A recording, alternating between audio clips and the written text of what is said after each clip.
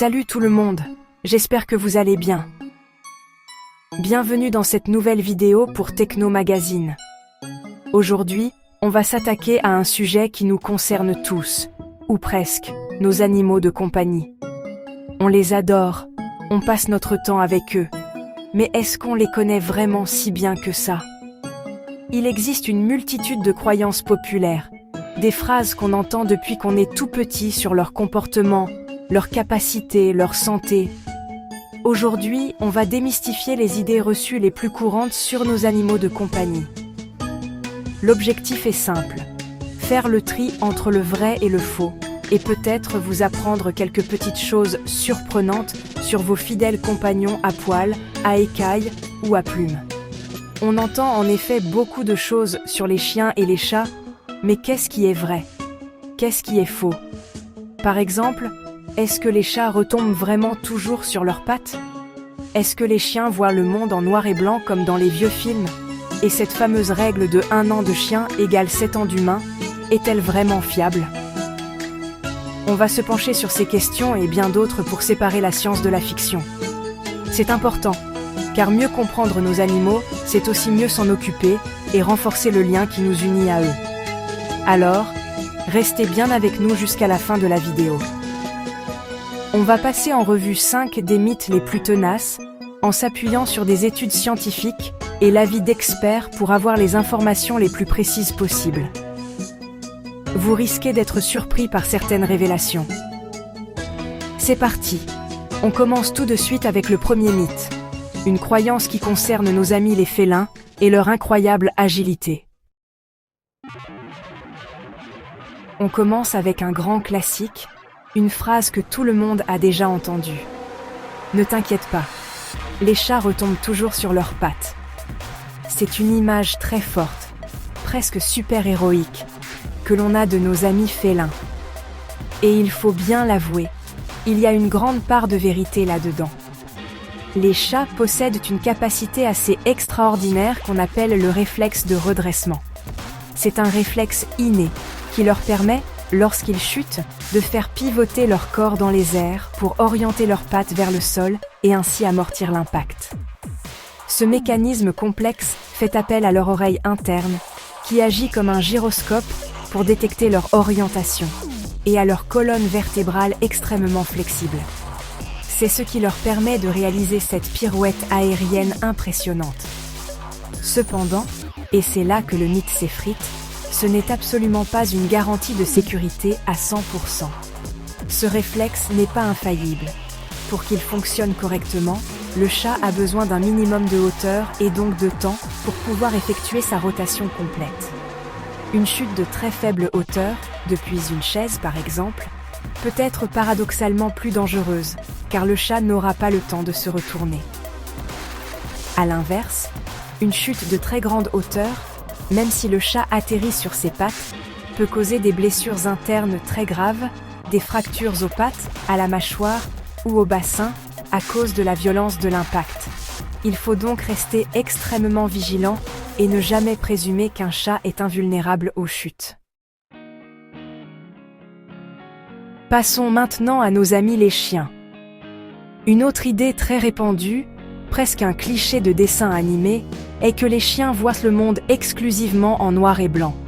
C'est une croyance qui a la vie dure, mais qui est pourtant complètement fausse. Nos compagnons canins ne sont pas condamnés à une vision monochrome. La réalité est bien plus nuancée et intéressante. Leurs yeux sont structurés différemment des nôtres. L'œil humain possède 3 types de cônes. Les cellules qui nous permettent de percevoir les couleurs, sensibles au rouge, au vert et au bleu. C'est ce qui nous donne notre vision trichromatique et notre capacité à voir un large spectre de couleurs. Les chiens, eux, n'ont que 2 types de cônes. Cette particularité fait qu'ils ont une vision dite dichromatique. Concrètement, qu'est-ce que ça veut dire? Leur palette de couleurs est plus limitée que la nôtre. Ils perçoivent principalement des nuances de bleu, de jaune et de gris. En revanche, ils ont beaucoup de mal à distinguer le rouge du vert, un peu comme une personne daltonienne. Donc, non, ils ne voient pas en noir et blanc, mais plutôt dans un monde aux teintes jaunes et bleutées. C'est d'ailleurs pour cette raison que les jouets pour chiens de couleur bleue ou jaune sont souvent plus stimulants pour eux qu'une balle rouge vif qu'ils pourraient confondre avec la couleur de l'herbe. Leur vision est simplement adaptée à leurs besoins de prédateurs, avec une meilleure perception des mouvements et une meilleure vision nocturne que la nôtre. On continue avec une règle de calcul que tout le monde connaît et utilise pour estimer l'âge de son chien. Multiplier son âge par 7 pour obtenir son équivalent en âge humain. C'est simple, c'est facile à retenir, mais malheureusement, c'est une simplification très excessive et scientifiquement inexacte. Cette formule a probablement été créée à une époque où l'espérance de vie moyenne d'un humain était d'environ 70 ans et celle d'un chien d'environ 10 ans. Le calcul était vite fait. Cependant, la réalité du vieillissement canin est beaucoup plus complexe et ne suit pas une courbe linéaire aussi simple. En fait, les chiens vieillissent beaucoup plus rapidement que nous, au début de leur vie, puis leur vieillissement ralentit.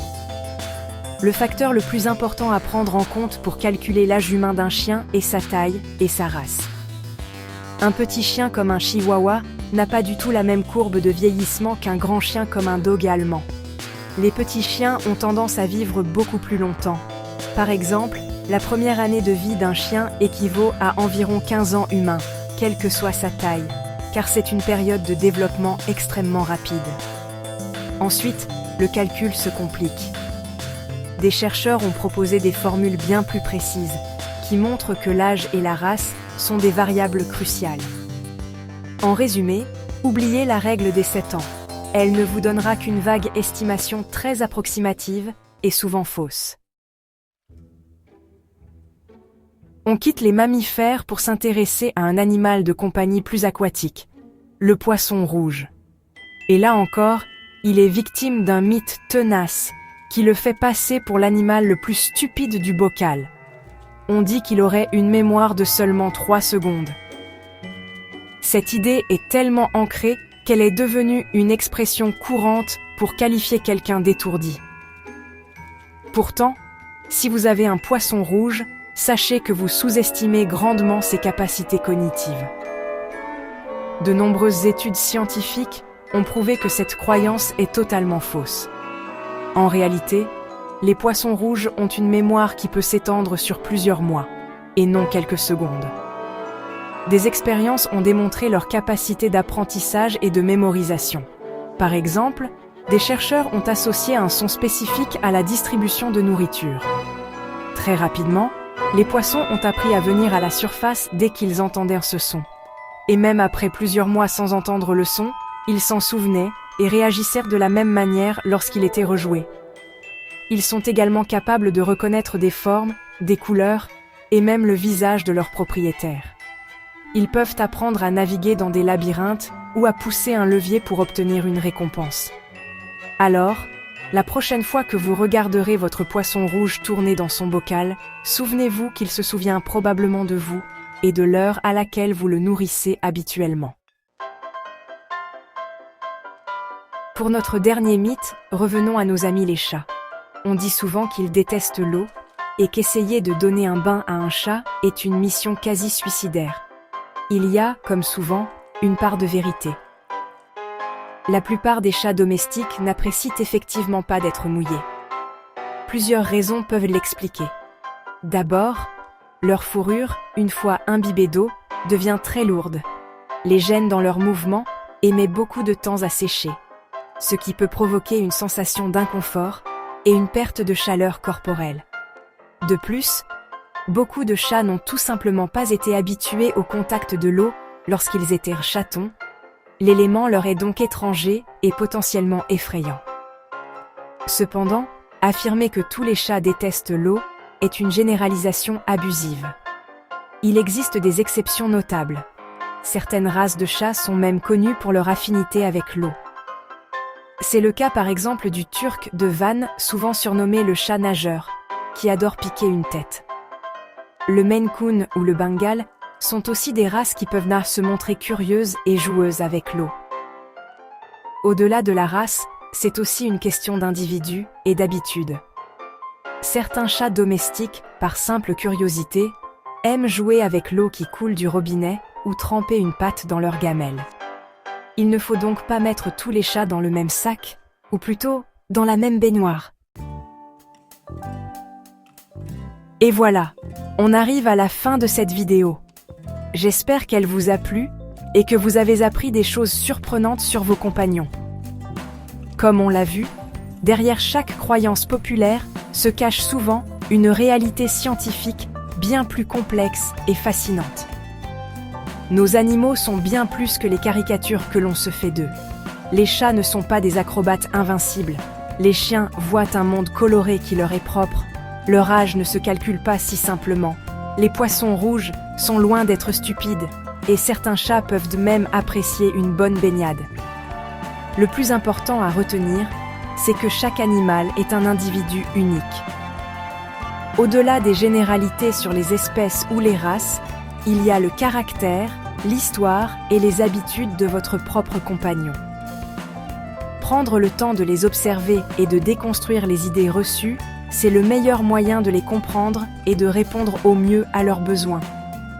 C'est en faisant cet effort qu'on tisse avec eux une relation encore plus forte et plus respectueuse. Voilà, maintenant vous connaissez la vérité sur ces mythes. N'hésitez pas à partager d'autres idées reçues que vous connaissez en commentaire, je suis très curieux de vous lire. Merci beaucoup d'avoir regardé cette vidéo jusqu'au bout. Si ce format vous a plu, n'hésitez pas à mettre un pouce bleu pour soutenir la chaîne, à vous abonner si ce n'est pas déjà fait et à activer la cloche pour ne manquer aucune de nos prochaines vidéos. On se retrouve très vite pour un nouveau décryptage sur Techno Magazine. D'ici